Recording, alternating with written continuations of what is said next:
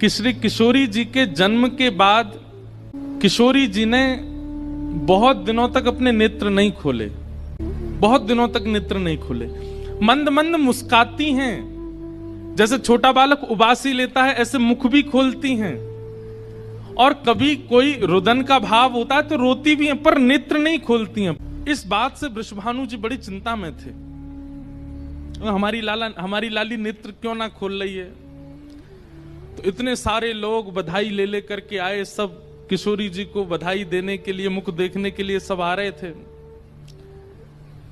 कुछ दिन बीत जाने के बाद श्री नारद जी महाराज आए, और नारद जी महाराज जैसे आए वृषभानु जी को बधाई दी, तो वृषभानु जी प्रसन्न तो हैं, मुस्कुरा तो रहे हैं, लेकिन मन में कहीं ना कहीं क्षोभ है। नारद जी बोले, हे वृषभानु जी, आप इतने मंद हृदय के क्यों लग रहे हैं, क्या बात है? आपके मुखमंडल की प्रसन्नता तो अद्भुत होनी चाहिए, पर आपके मुखमंडल पर मलिनता देख करके ऐसा लगता है कोई चिंता है आपको। तो वृषभानु जी बोले, लाली को जन्म भयो है, खूब सुख, खूब आह्लाद और खूब उत्सव है रो है, लेकिन पता नहीं क्यों जादनाते लाली भैया वाने अपने नेत्र नहीं खोले। हंसे, मुस्कावे, रोवे, उबासी लेवे, लेकिन नेत्र नहीं खोले। तब नारद जी महाराज बोले, मुंह को अपनी लाली को दर्शन कराए तूने। नारद जी महाराज जैसे गए, सुंदर स्वर्ण के पलना में किशोरी जी पौड़ी हैं, और जैसी नारद जी महाराज ने जाकर के किशोरी जी को दर्शन किया है, स्तब्ध हो गए, मानो जैसे समाधि सी लग गई हो देख करके। सब जानते हैं, सब देवी देवताओं को पता है कि श्रीमन नारायण जो श्री कृष्ण हैं, उनके हृदय का परमानंद, परम उन्मोद ही इस रूप में प्रकट हुआ है, उनकी आह्लादनी शक्ति ही इस रूप में प्रकट हुई है। नारद जी बोले, भानु बाबा एक काम करो, बोले कहा ने बाहर जाओ, मुकु ने एकांत में छोड़ो लाली के पास। वृषभानु जी बोले जो आज्ञा, और बाहर चले गए, और भीतर एकांत में श्री नारद जी महाराज सबसे पहले तो झुक करके अपनी जटाओं को किशोरी जी के चरणों से छुपाते हैं, और चरणों से जटा छुपाने के बाद श्री नारद जी महाराज चरणों में प्रणाम करते हुए विनती करते हैं किशोरी जी से, हे किशोरी जी, आपके जो चाकर हैं, चाकर मतलब नौकर, चाकर मतलब सेवार्थी, आपके जो सेवक हैं, निज चाकर, चाकर की सेवा, आपके जो चाकर हैं, उन चाकरों के जो चाकर हैं, उनकी सेवा मुझे प्रदान करो। दासानुदासो भवतास्म भूयः, आपकी सेवा नहीं चाहिए, निज चाकर, चाकर की सेवा। नारद जी महाराज सन्मुख बैठ करके आराधना कर रहे हैं किशोरी जी की, और किशोरी जी की आराधना वंदन करने के बाद अपनी जटाओं को किशोरी जी के चरणों से स्पर्श कराने के बाद नारद जी धीमे से किशोरी जी के पल्ले में झांक के देखते हैं, और भाव से कहते हैं, हे कृष्ण मनोहारिणी। और जैसे ही कहा कृष्ण मनोहारिणी, अभी 7-8 दिन की हैं किशोरी जी, ज्यादा आयु नहीं है, बहुत छोटी सी हैं, लेकिन जैसे ही कृष्ण मनोहारिणी शब्द सुना, मधुर कमल जैसे नेत्र किशोरी जी के खुलने लगे, और धीमे से नेत्र खोल करके मधुर मुस्कान करने लगी, छोटे छोटे हाथों से करताल बजाने लगी, इतनी प्रसन्न हो गईं। कृष्ण मनोहारिणी का अर्थ क्या है?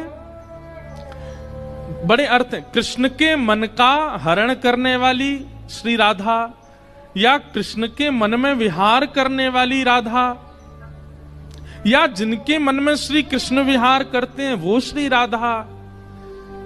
अभी तक जितने भी लोग आ रहे थे सब वृषभानु नंदिनी राधा, कीर्ति नंदिनी राधा, बरसाने वाली राधा, सब इस भाव से कह करके पुकार रहे थे, लेकिन आज किसी ने कृष्ण मनोहारिणी राधा जब कहा, किशोरी जी के नेत्र खुल गए। अपने सर्वानंद प्रियतम का नाम सुनते, ठाकुर जी का तो एक बार को मान सकते हैं कि जीव कल्याण, मानव कल्याण का भाव उनके चित्त में है, पर किशोरी जी का जन्म तो किसी अन्य की भावना से है ही नहीं, वो तो केवल ठाकुर जी के प्रेम के लिए पधारी हैं पृथ्वी पर। इसलिए नारद जी महाराज बोले, भैया इनको कोई खिलौना प्रसन्न नहीं करेगा, इनको कोई गायन वादन प्रसन्न नहीं करेगा, इनको तो केवल कृष्ण नाम प्रसन्न कर सकता है। और जैसे ही कहा कृष्ण मनोहारिणी, किशोरी जी के नेत्र खुल गए, किलकिल करके हंसने लगी, करताल बजाने लगी, इतने आनंद में आ गई। नारद जी अपने हाथ में करताल लेकर के झूम झूम करके कृष्ण मनोहारिणी कह करके गाने लगे। बाहर बैठे प्रतीक्षा कर रहे श्री वृषभानु जी को नन्ही सी बालिका की स्वर सुनाई देने लगा, हंसी का, उन्माद का, प्रसन्नता का वह स्वर उनके कानों में जाने लगा। वृषभानु जी बोले, ये इतनी जोर जोर से बालक हंस रहा है, ऐसा लगता मानो जैसे 6-7 महीने का बालक कोई मुस्कुरा रहा हो, हंस रहा हो। धीमे से एक खिड़की खोल करके भीतर देखा तो श्री नारद जी अपने हाथ में करताल लेके उन्माद कीर्तन कर रहे हैं, श्री कृष्ण मनोहारिणी। और पलना में 7-8 दिन की किशोरी जी उठ के बैठ गई हैं और बैठ के करताल बजा बजा करके खूब आनंद से हंस रही हैं, आनंदित हो रही हैं। वृषभानु जी को पहले तो विश्वास ही नहीं हुआ, ये कैसा दृश्य। अचानक से जब कीर्तन विश्राम हुआ, नारद जी बाहर पधारे। नारद जी बोल के गए, चिंता मत करो, लाली बिल्कुल स्वस्थ है, कोई चिंता वाली बात नहीं है, कछु दिना में और लाली के नेत्र खुलन लगेंगे। वृषभानु जी भीतर गए, कीर्ति मैया भीतर गई, फिर से किशोरी जी को गोद में लेके मानो जैसे चिंता सी हो गई, अरे लाली हमारी कब नेत्र खोलेगी। नारद जी भी आके चले गए। तब वृषभानु जी बोले, मुझको एक तरीका पता है। बोले क्या? वृषभानु जी बोले, कृष्ण मनोहारिणी। जैसे ही गोदी में लेकर के कृष्ण मनोहारिणी बोलना प्रारंभ किया, पुनः किशोरी जी के नेत्र खुल गए, फिर से किलकिल करके हंसने लगी, अपने कोमल कोमल हाथों से करताल बजाने लगी। छोटी सी किशोरी जी के यह गुण देख करके कीर्ति मैया और वृषभानु जी भी आनंद में आ गए। अरे ये कोई सामान्य लाली नहीं है, 6-7 दिन की आयु और कृष्ण नाम सुनकर के ऐसे आनंद में भर जाती है। ऐसी हमारी किशोरी जी। कृष्ण नाम बहुत प्रिय है, कृष्ण शब्द बहुत प्रिय है श्यामा जी को। पूरे ब्रजमंडल में उत्सव मन रहे हैं। एक जगह वर्णन आता है कि किशोरी जी की जो दाई, मतलब जिन्होंने किशोरी जी को जन्म के समय कीर्ति मैया के पास रहकर के दाई मैया होती है, जिन्होंने जन्म दिया, वो दाई मैया कौन थी? वो दाई मैया ये इतनी सुंदर थी कि उनको देख करके सब बरसाने के लोग चकित रह गए। हमारे वृंदावन साहित्य में वर्णन करते हैं कि किशोरी जी को जन्म देने के लिए दाई का रूप धारण करके स्वयं पार्वती जी आई थी, और पार्वती जी ने आकर के कीर्ति मैया का जो प्रसव काल का समय होता है, उस समय की जो भी क्रिया होती है, वो सब हमारी श्री पार्वती जी ने पूर्ण की है। वही दाई मैया बनकर के आई। महादेव के मन में आयो कि आप तो दर्शन करके आ गई, अब हमारी बारी है दर्शन करवे की। महादेव त्रिपुंड लगाए, हाथ में त्रिशूल लिए, जटा जूट बांधे। 1 वर्ष पहले तो नंदगांव गए थे, वहां लाला को दर्शन करके आए। अब 1 वर्ष बाद जब बरसाने पधारे हैं, द्वार पर जोगी आया है। एक जोगी आयो है, और जोगी को देख करके सब सखियां दौड़ी, कीर्ति मैया से जाके बोली, मैया एक जोगी आयो द्वार पे, अंग भभूत गले मुंडमाला, श्रृंगी नाद बजायो, हे मैया तोरे द्वारे बाला जोगी आयो। कीर्ति मैया बोली, खूब सारे रत्न दे दो, खूब सारे आभूषण दे दो। तभी एक गोपी बोली, मैया ये गलती मत करियो, यही गलती नंदरानी यशोदा ने करी। बोले कैसी गलती? बोले उनने भी लाला को दर्शन नहीं करायो और रत्न आदि देकर के भेजनो प्रारंभ कियो। ऐसो रोयो कन्हैया, ऐसो रोयो कन्हैया, कोई तो शांत नहीं भयो। फिर वह बाबा को भीतर ही बुलानो पड़ो, और यही बाबा ने जाय करके ऐसो मंत्र फूंको, लाला आज तक अला बलांते दूर रहे। इतने बड़े बड़े राक्षस आ जाएं फिर भी लाला को कोई बाल बांको ना करे। अरे पूरे गोकुल में तो यही हल्ला है कि यही बाबा की बभूति ते ही लाला की रक्षा होवे। मैया हमारी लाली ऐसी सुकुमारी जन्मी है, आप या बाबा को बाहरते बाहर मत जान दो, भीतर बुलाए लो, और या जोगी बाबा तेने लाली के बारे में पूछ लो। बंधुओं, महादेव सतत राम नाम जपते हैं, ये तो सबको पता है। पर महादेव के कंठ में, महादेव के हृदय में, महादेव के चित्त में सदा श्री किशोरी जी का गुणानुवाद चलता रहता है। ये हमारे ब्रज के लोग ही जानते हैं। राधा कृपा कटाक्ष स्तोत्र का निर्माण स्वयं महादेव ने किया है। महादेव भीतर पहुंचे, जैसे ही किशोरी जी का दर्शन किया, नेक सी लाली को देख करके महादेव तो मंत्रमुग्ध हो गए। अपने डमरू का नाद करने लगे, वहीं नृत्य करने लगे।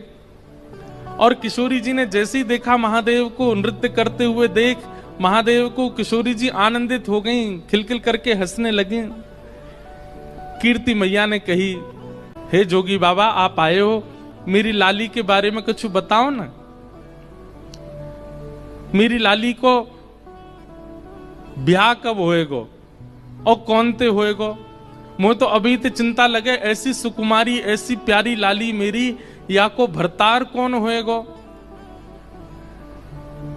महादेव जोर से हंसने लगे और हंस करके नेत्र सजल करके बोले, मैया तुम काहे को चिंता करो? अरे पूरे विश्व को भरतार, पूरे विश्व को पालनहार तुम्हारी किशोरी, तुम्हारी लाली के चरणन को दास है। तुम्हारी लाली के चरण में पलोटो रहेगो। तुम्हारी लाली तो और मैया मैं तुम्हें ज्यादा बात बताऊंगा तो फिर तुम समझोगी नहीं।